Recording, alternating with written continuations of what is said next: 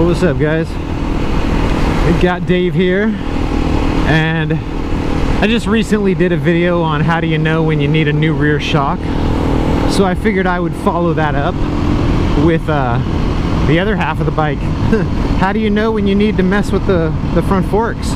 You know, do like springs and cartridges, like aftermarket, like mod the front forks out. And in my opinion, if you get a new rear shock, you pretty much have to. Just because the first time you go out and start riding that bike around, you will notice immediately how hooked up the rear end is, how stable and how predictable and hooked up and everything the rear end feels all of a sudden because you got a good shock on there. And just that quick, you will start feeling like you're gonna push the front end every time you come through a turn, because the rear end will be so hooked up that it'll feel like the front end just wants to like push out and make you low side. That's honestly, that's how it felt to me, because way back when I had a Aprilia Dorsoduro and I bought a rear shock for that bike. I bought an Öhlins rear shock for that bike, and it instantly made the rear end of that bike feel awesome. You know, it was like predictable and hooked up, and it almost, you know, it felt like it had like a shorter travel and more like more dampening and, you know, just stiffer overall. And it made the bike feel really good, really predictable in the rear end. But it made it feel like the front end was all over the place. It made the front end feel even worse than it was before. And I got rid of that bike before I actually did the front cartridges, just because it was really expensive to do the rear shock, and then I didn't really want to put any more money into that bike because I had just gotten the Duke, and I ended up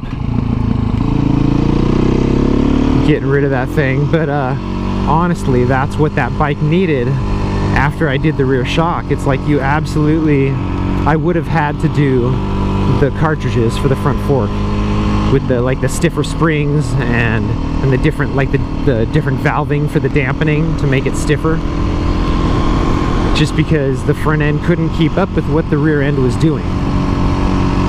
And that's my opinion. If you feel differently, definitely leave a comment in the comments section. Let me know what you think. But that has been my experience.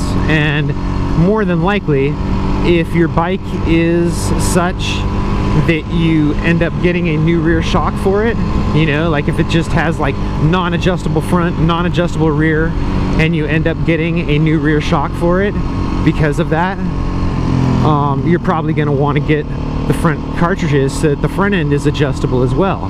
That way you can get it all tuned up so that it matches the feel, like the movement and the feel and everything of the rear. That's what you need. You know, you got to have the front and the rear both be adjustable so that you can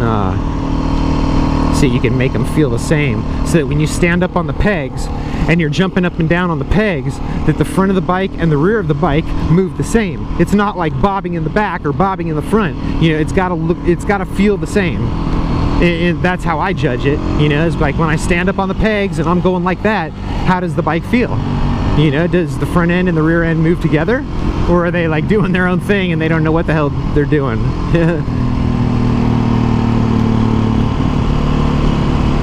So like I said, if you disagree, if you feel differently, if you have something to add or whatever, let me know. I always like learning about this stuff, but honestly, that is my opinion.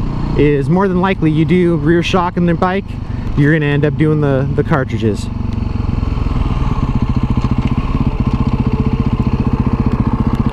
So that's it. You guys have a great day, and I will talk to you later. Peace.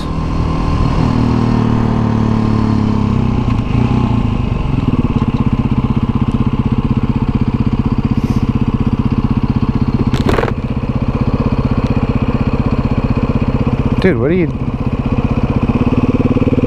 They don't have a stop sign, dude.